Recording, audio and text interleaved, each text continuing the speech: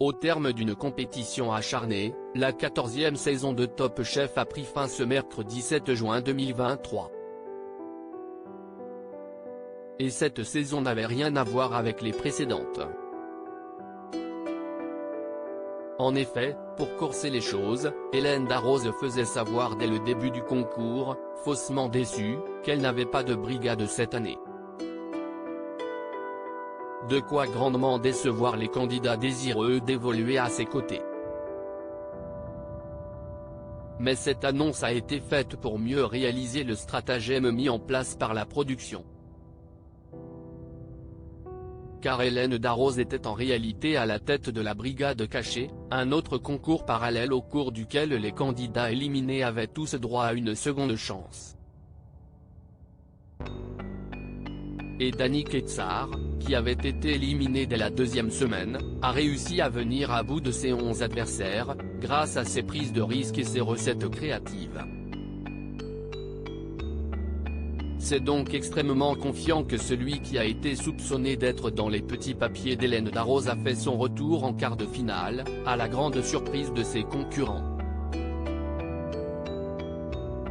Dany Quetsar @Top Chef M6 Une chef bienveillante et encore une fois, le jeune homme s'est montré implacable puisqu'il est parvenu à se hisser jusqu'en finale.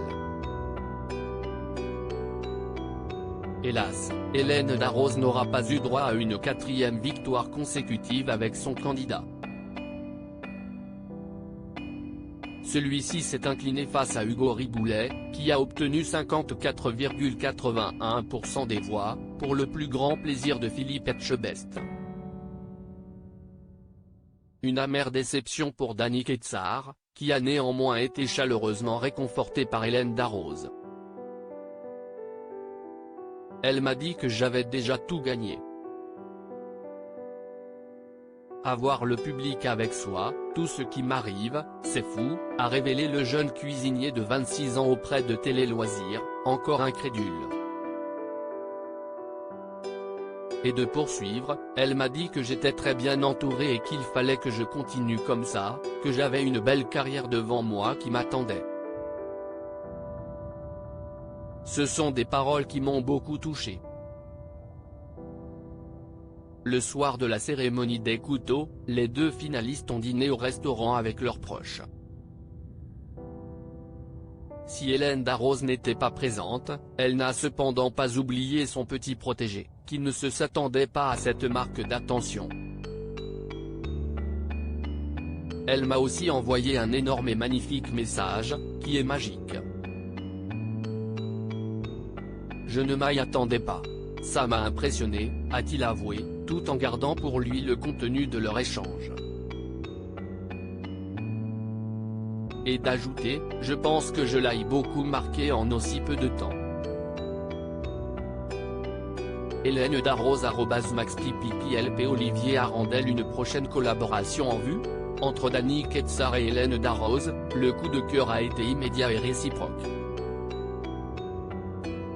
Lors d'un entretien accordé à 750 grammes, le sous-chef du Bayview, le restaurant genevois du chef Michel Roth, n'a pas tari d'éloges à propos de la grande copine de Laetitia Hallyday, qu'il a décrite comme une personne humaine et très accessible. Ce n'aurait pas été mon choix de chef si j'avais dû choisir. Et en fin de compte, c'était une belle découverte. J'ai pu apprendre à la connaître au fur et à mesure et elle aussi, et c'est juste fou. C'était une superbe rencontre. Et Dany Quetsar sera prochainement amené à revoir celle qu'il a immédiatement pris sous son aile. Il va y avoir des 4 mains avec la chef. Et je crois que je l'inviterai aussi en retour à Genève, déclarait-il, toujours pour Télé Loisirs. Une pratique assez courante chez Hélène Darroze, qui a pris l'habitude d'inviter plusieurs anciens candidats de Top Chef à collaborer avec elle dans son établissement situé en Provence. Dans mon restaurant Villa Lacoste, on fait des dîners à 6 mains. Le premier, c'était avec Mathias Marc et Sarah Mingui, le second avec Louise Bourra et Adrien Cachot. Après, ce sera David Galien et Mallory Gapsi, indiquait la chef native des Landes.